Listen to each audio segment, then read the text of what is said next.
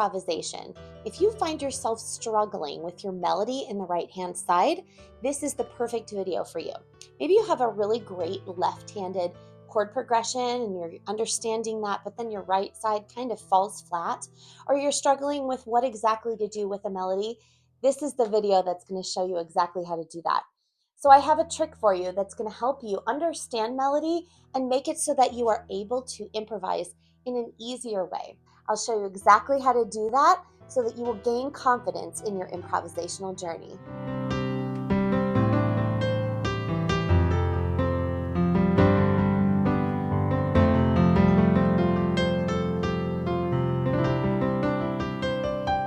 My name's Rebecca and welcome to my music studio. I'm so glad that you're here in this studio and on this channel. We spend a lot of time with making beautiful music every time we sit down at the piano to practice. This is a skill that I did not learn from a teacher. I kind of had to teach myself even after years of playing the piano and studying the piano in college. And so this is something that I am very passionate about because I love teaching people how to make music. This may be your first time at the piano, and if it is, I'm so glad that you're joining me on this journey. Make sure to check out this playlist if you're struggling with playing for the first time and you're wanting to play in different keys. This is a great place to start. In this video, I have an awesome chord progression that I'm going to teach you. It is one of my absolute favorites because it is so beautiful and can be so dramatic and emotional, which is what I love to do when I sit down at the piano. It's great end of the day therapy for me. Thank you so much for all the support that you've shown me in just the few months that I have been on YouTube. It's been overwhelming and I'm so thankful. I would love to know in the comments below if improvisation is something that you are struggling with, then what about it is difficult? Are you struggling with the left hand? Are you struggling with the right hand? This is a great video for the right hand, but if you are struggling with left hand, check this one out. These are some of my favorite left hand patterns that I love to use, and they're great for a beginner. Let's talk about the key signature for the key of E minor. Now, before we get to E minor, let's actually talk about the major key that is the relative to E minor. And I'll tell you where the E minor comes from. So the major key is actually the key of G major. So we're going to play between G and G, and we're starting with a scale. I like to always begin with a scale because a scale will tell you, it tells your fingers which notes to play and which notes to skip. And it also gives your ear somewhere to go when you actually begin playing as well. So we're going to start in the key of G, which has one sharp. A sharp is one note up from the original note, whether that note is black or white. So in this case, we have one sharp, which is an F sharp. So instead of playing an F, we're going to play the note that's right to the right of it, which is this black one. So we'll skip the F and play this one. So you don't have to have the regular scale fingering for this. You can not worry about that and play the G major scale. F sharp, and then coming back down. Now that's the major key.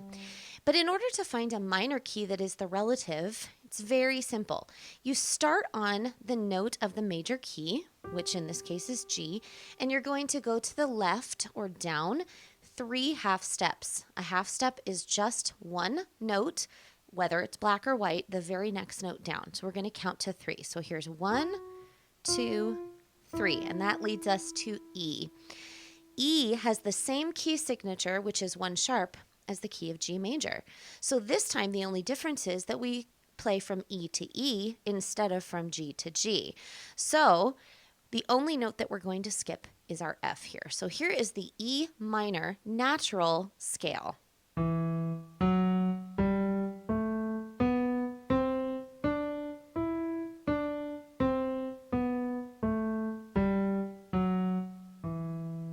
It's worth noting here that there are different kinds of minor scales, but this is the natural key signature, which is what we're using today, which is just the one sharp in the key of E minor.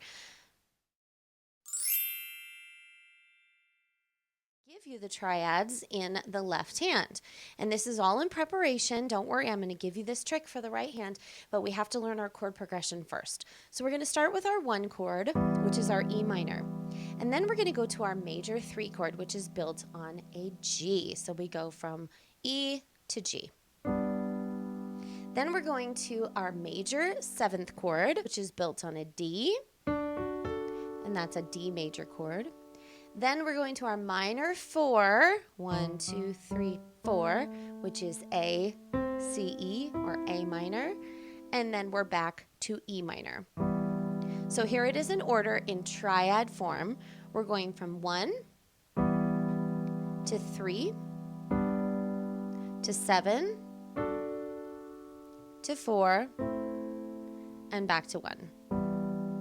You can try that a few times to understand the order, and then I'm going to give you a representative version of how to do this with your left hand that might be a little bit easier than the triads. So we're still going to be playing 3 notes, but instead of playing this stacked form or the root position chord, we're going to represent our chords with an octave. So we're going from E to E, and then we're going to put down a 5th in the middle. We have E, B, E, and that's our representative chord. Now for right now, I'm going to just play them all together, but you can also arpeggiate them like this, or any order that you want, or even some notes together, whatever you choose in the moment. All right, so for right now, I will play them all together. So we're going from our E to our G with a D in the middle. And then our next one is our 7th chord. I'll take this one. We have D to D with an A in the middle. And then we go to our 4 chord, which is our A with an E in the middle. And then we're back to our 1 chord. So try that a few times so that you can understand the order.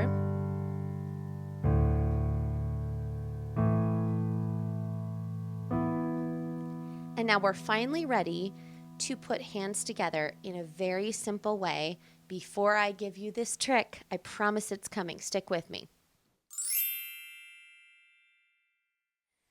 A lot of beginners struggle with the age-old problem of coordinating both hands, where your 2 hands are doing 2 different things. And one of the ways that I have found that helps is to alternate your hands. So we play a chord with our left hand, or a representative chord like we were talking about, and then your right hand is just going to stay in a similar position and play one of 5 notes. So the right hand 5 notes we're going to start with are the first 5 notes in the key of E minor. So we have E, F sharp, G, A, and B. And for right now, it's going to just stick in one spot. I'm going to move my first chord down an octave so I don't run into one another. But what we do is 1 beat with our left hand, and then 3 beats of any of those 5 notes in the right hand. So it can sound something like this.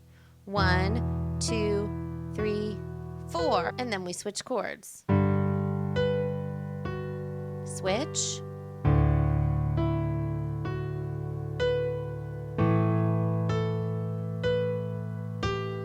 And then end on 1. The second thing that you can do is to play with your left hand and then play all 5 notes over here. If you're really struggling with independence in your right hand, this will really help with that. So it can sound something like this. And then how about we start on the pinky, number 5, and go down this time.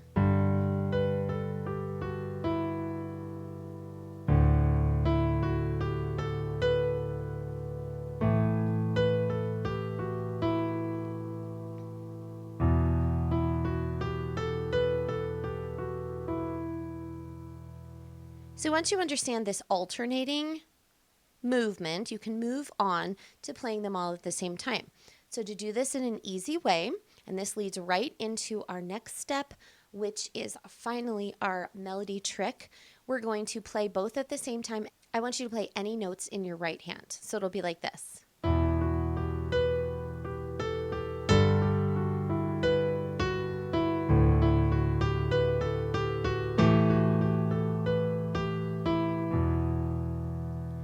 So make sure that you understand that your right hand really doesn't have to think too much. Most of the thinking at this point is happening in your left hand. You're trying to figure out, where am I moving in this chord progression? So we're putting our brain in our left hand, and your right hand just can kind of stay wherever. So the next piece of the puzzle is to be using a 5-finger pattern, but moving around to each of the chords. And here's what I mean. So we started out with an E minor chord, and I want your hands to be placed in this 5-finger position along the E minor scale, just like we just did. So we have E, F sharp, G, A, and B. These are the notes that you're going to play for the E minor. So just kind of feel them. The next chord is a G. So you want your G to be on the bottom. So we're going to move your thumb up to this G into our next 5-finger position. All right, so now we have G, A, B, C, D. And I want you to just stay right there. Then we're going to a D. So we're going to move our thumb down to this D. Remember our F sharp, okay? And we're doing all of those 5.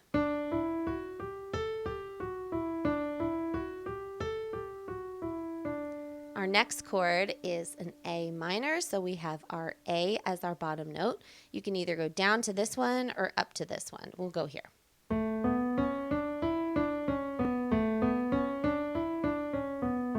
And then we move our thumb to our E again for our last E minor.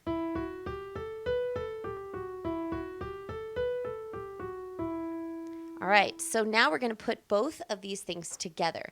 This 5-finger pattern is very important, and this is the trick that I was talking about. If you do this where your thumb is your anchor, and you're going from one note of the bottom of the chord to the next one, to the next one, to the next one, to the next one. Anything that you play in there in that 5-finger pattern is going to sound wonderful and make your melody sound beautiful. Let me give you an example. All right, so here's the E minor. Do it 2 times. Now move to the G.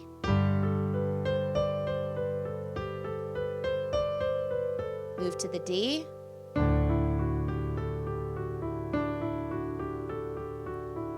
To the A minor.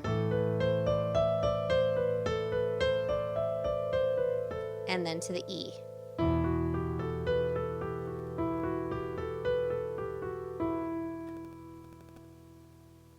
So now that we have those 5-finger patterns, the next step is to do notes that are not in the same order. So instead of going up and then coming down, we can do any of those notes just in a different order and different rhythm patterns. So something like this. And then we move to the next one, to the G. Move to the D. And move to the A. And then the E. You can already hear a song as it's coming to fruition this way. So now let's try this hands together where we are keeping the 5-finger pattern each time, but moving around and doing things in a different order.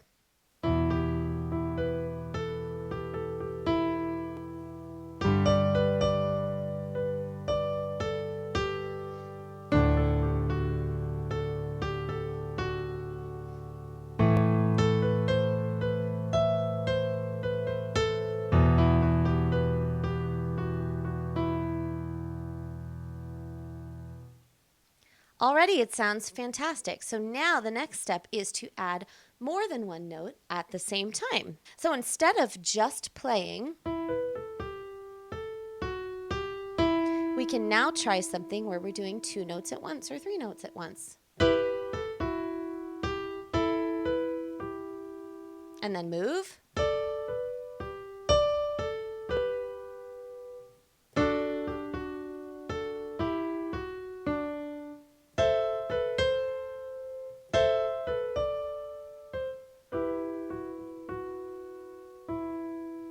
All right, let's try that hands together.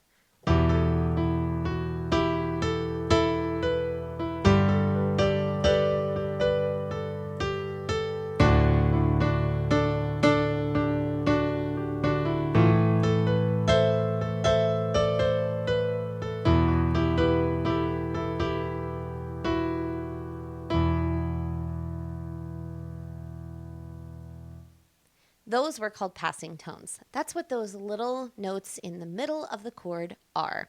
There's one final step, but before you do this step, I want to make sure that you are completely comfortable with all of the other steps that we've done.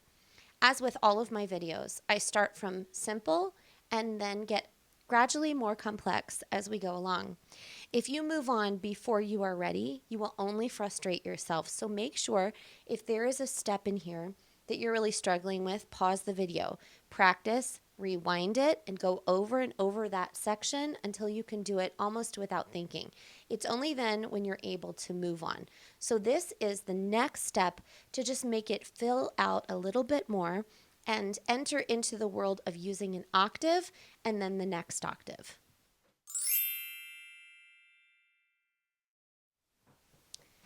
This next step involves inversions. And what an inversion means, instead of playing just a root position chord like this, our E, G, B, we can play this in any order. So that means we can take the E off the bottom, we can play that at the top, or we can take the G off the bottom and play that at the top. So this is called the root position chord. This is the first inversion. This is the second inversion. And then we're back to root position.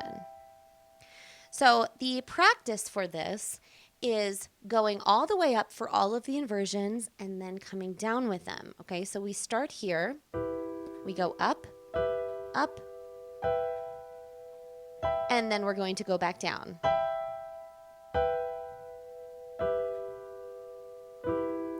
And now let's do our G. So then we have our root position. We have our first inversion, second inversion, and then root again.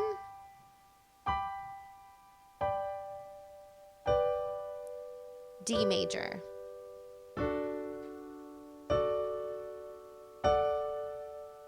And then come back down. A minor. Take this one.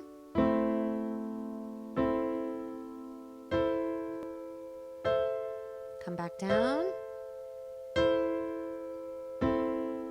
And lastly, end on our 1.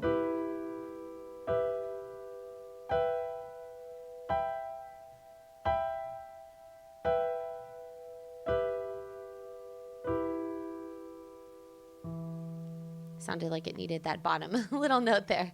Okay, so after you have practiced all of the inversions, you feel kind of comfortable with them. The next step is to put those inversions into a 5-finger pattern. And here's what I mean. So you already have your 5-finger pattern down from our root position where we do all of those notes in between are fair game for our melody. But then we can start doing that with inversions as well. So let's do the first inversion of E minor. And I'm not going to go through all of these, but this is the same procedure for every single chord. All right, so we have our root position, and here is our first inversion. Now, wherever your fingers lay, even if it's not pushing down the chord, we have G, B, C, D, E. That is our 5-finger pattern for this inversion. Okay, so then let's do the second inversion where we put the G on top. And let's look at where all of our fingers are laying. So we have B, D, E, F sharp, G. So those are the 5-finger positions for all of those. So if we start here in this 5-finger position, and then later on in the song, it becomes easier for your hand to maybe do the first inversion, you'll know what those 5-finger positions are. All of a sudden, you have something that sounds great by not really moving your hand, which is exactly what we're trying to do. So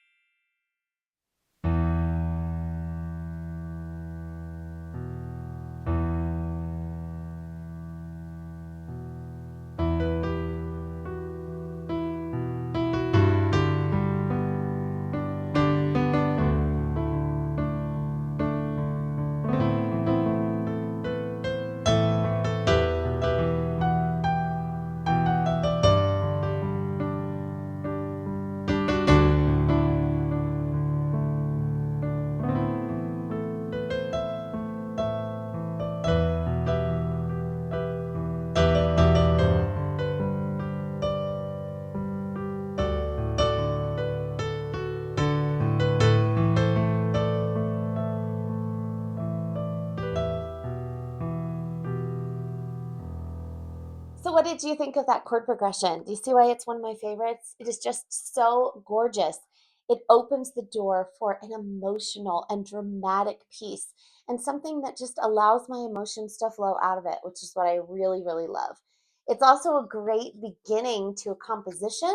And so, a lot of times, if I'm trying to compose something, I will get a chord progression like this that I know that I love and then try to put a melody on top of it.